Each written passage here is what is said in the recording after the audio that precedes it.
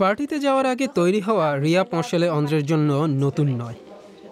তবে কেয়ার হোমের এই বাসিন্দা ৮৮ বছর বয়সে একটি টেকনো উৎসবের আমন্ত্রণ পাবেন ভাবেননি। হ্যাঁ, আমি পার্টিতে যেতাম। একটি বলে আমার স্বামীর সঙ্গে পরিচয় হয়েছিল। ওই যুগে আপনাকে লং ড্রেস পরতে হতো।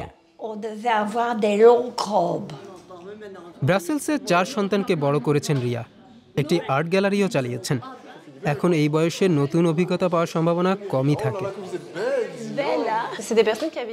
আগে তারা আনন্দের জীবন কাটিয়েছেন, কিন্তু এখন কেয়ার হোমে থাকছেন। বাইরে যাওয়ার অভ্যাস তাদের হারিয়ে গেছে। অনেকে আর বাইরে যেতে চান না। তবে আজ তারা শহরে যাচ্ছেন। রিয়া সহ অন্যরা ডে ট্রিপের প্রস্তুতি নিচ্ছেন। স্থানীয় অলাভজনক প্রতিষ্ঠান পাপি বুম এর আয়োজন করেছে। তারা বয়স্ক মানুষদের আনন্দ দিতে চান। আজকের গন্তব্য ফ্লোবেক শহরের একটি ড্যান্স মিউজিক উৎসবে। আগের এমন এক ডে ট্রিপের কথা শুনে উৎসবের আয়োজকেরা রিয়াদের আমন্ত্রণ জানিয়েছেন। উৎসবের স্থলে উপস্থিত হওয়ার পর রিয়া ও সঙ্গীরা ড্যান্স ফ্লোর মাতানো শুরু করেন। কেয়ার হোমকে আমি লিখে জানাবো। বিষয়টা দারুণ ছিল। সবাই খুব বন্ধুবৎসল ছিলেন। মনে হচ্ছে বয়স ২০ বছর কমে গেছে। বয়স্করা দ্রুতই তরুণদের মন জয় করে নেন। আমি নিশ্চিত আমিও তাদের বয়সে এখানে নাচবো। এটা সত্যিই বিভিন্ন প্রজন্মকে একত্রিত করেছে। দারুণ, তাদের জন্য এবং আমাদের জন্য। তবে রিয়ার সব সঙ্গী পার্টি উপভোগ করেননি। মিউজিক একেবারে আমার বিষয় নয়। অনেক বেশি বুম বুম বুম, মাথা ধরে গেছে।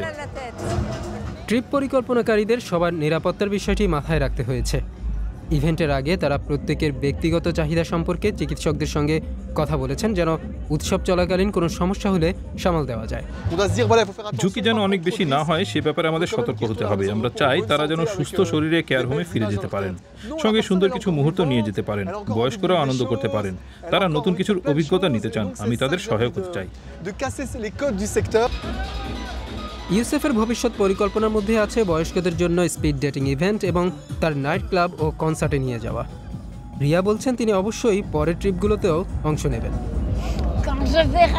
আমি যখন আমার ছেলেদের এটা সম্পর্কে বলবো, তারা বিশ্বাস করবে না। তারা মনে করবে আমি পাগল হয়ে গেছি।